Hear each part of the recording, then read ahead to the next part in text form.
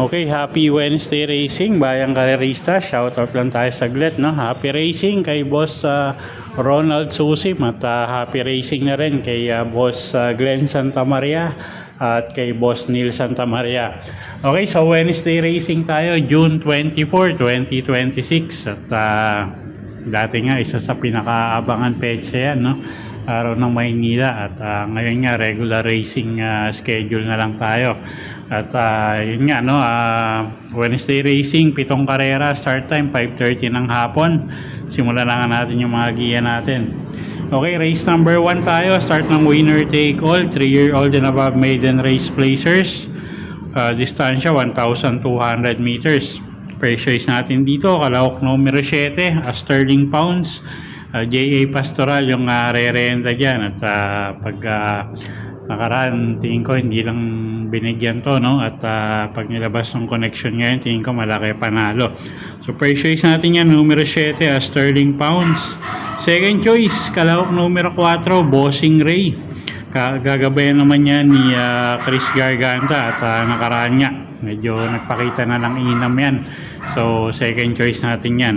Okay, so sa race number 1, first choice nga numero 7, sterling pounds. At second choice nga natin yung kalahok numero 4 na si Bossing Ray. Okay, next race tayo, race number 2. Start ng pick 6, class 5, 17 to 41 bracket, 1,200 meters ang distansya natin. May 6 na kalahok lang tayo dito, no? At halos lowest group nga to.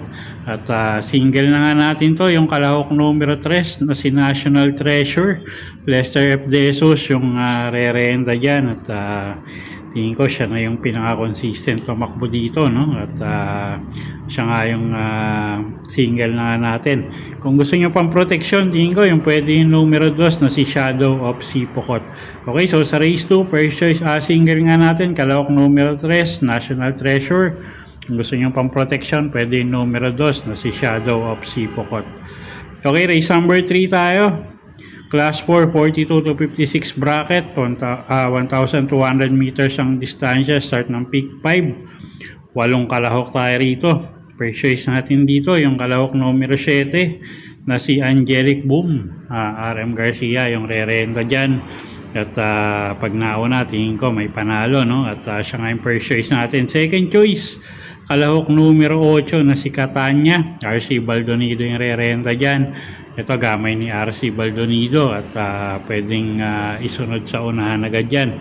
At kuha tayong third choice dito, yung kalahok numero 5 na si Brig Leftover na gagabayan naman niya ni KB Abobo. Okay, so sa race number 3, first choice nga numero 7, Angelic Boom. Second choice numero 8, Catania. At third choice, kalahok numero 5, Brig Leftover.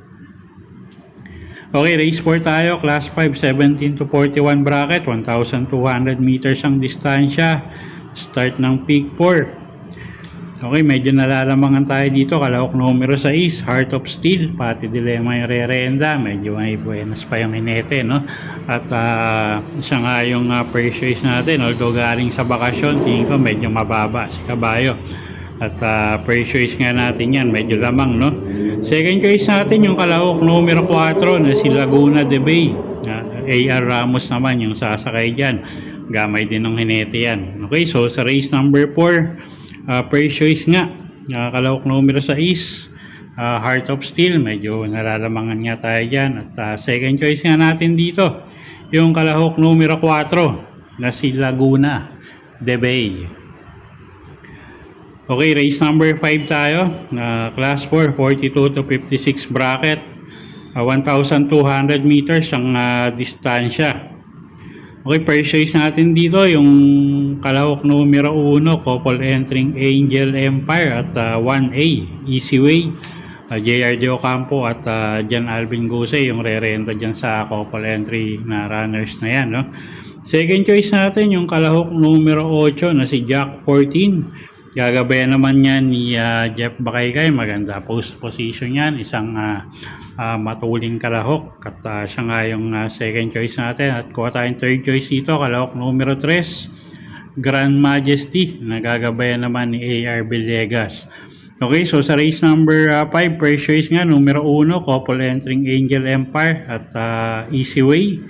Second choice, kalahok numero 8, Jack 14. At third choice nga natin, kalahok numero 3, Grand Majesty. Okay, race 6 tayo, penultimate race. Class 5, 17 to 41 bracket. Distansya, 1,200 meters. Okay, first choice natin dito. Tingin natin, medyo lamang din. Kalahok numero 4, Raven.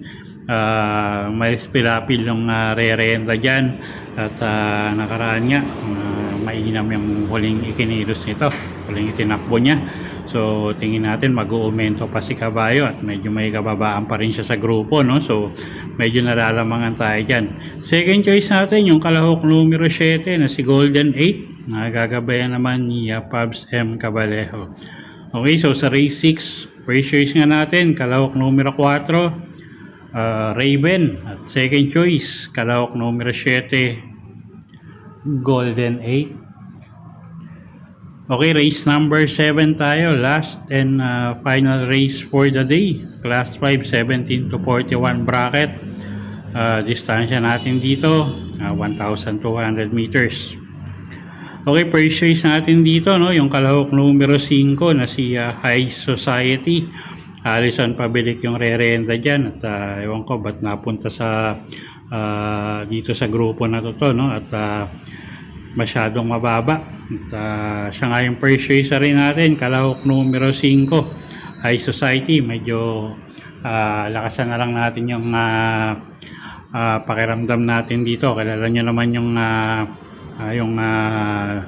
mga connection nito.